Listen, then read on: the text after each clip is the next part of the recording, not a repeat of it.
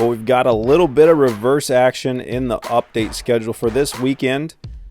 There really wasn't a lot of news to present to you in an episode leading up to the game against BYU. So instead, the game comes followed by a bye week.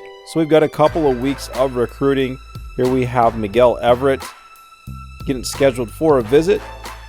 And then Lewis Pittman, the athlete who projects as possibly a halfback, or he's really a true athlete with the ability to be placed in a few other spots. We don't necessarily need a halfback, so he's probably not going to end up there. But those two guys are getting scheduled for visits. Nobody signed, no big breakthroughs in recruiting, no huge movements. And so for the sake of not having a lot to show you before the BYU game, you guys saw that yesterday. Today we're looking at recruiting as it progresses in terms of scheduling those visits. We're going to look here at the Big 12 standings. Texas followed by Baylor, followed by Oklahoma, and then the Heisman standings, as Chris Warren has slipped from the top spot down to number 2.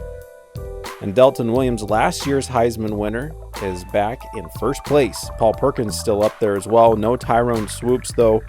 The first BCS standings are released, and Texas is number 1. I believe that's the first time that they have actually been number 1 during the season for me in the last season and in this current season. Sure, we won the national championship last year and ended up number 1 because of that. But at any other time, I don't believe we were number 1. We weren't number 1 going into that game, and we weren't number 1 to start this year. I know that.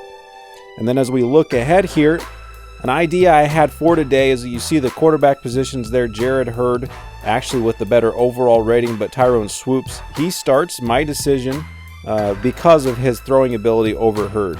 And at running back, you see Chris Warren followed by Foreman Catalan, the freshman gun, who actually is the number 2 on the depth chart. But I want to take a peek here at the guys as far as their ratings go, just to get another picture of how we're sitting as we want to progress towards a true dynasty here with the Texas Longhorns.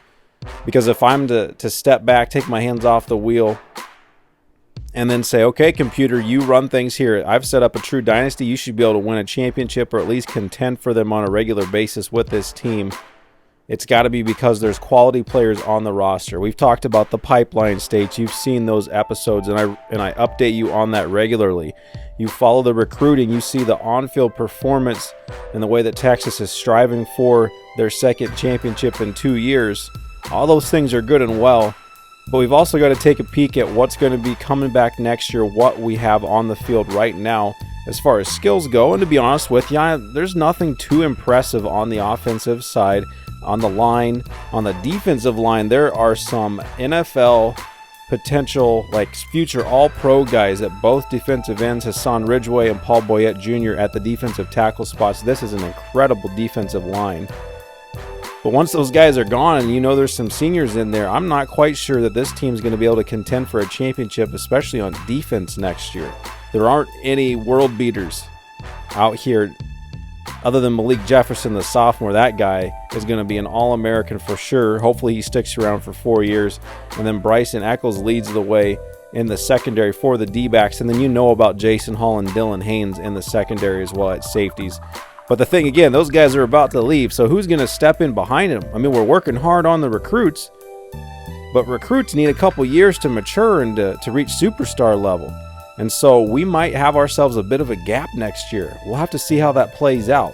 You let me know in the comments below if you think this team is ready, even after this year, to be considered for a dynasty with the roster that we'll be having coming back. I'm curious to hear your thoughts.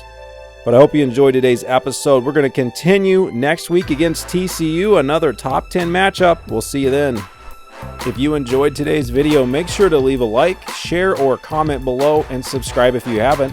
And next time you're shopping online at Amazon or eBay, use the links I've provided below in the description to help support my channel. Thanks, and we'll see you next time.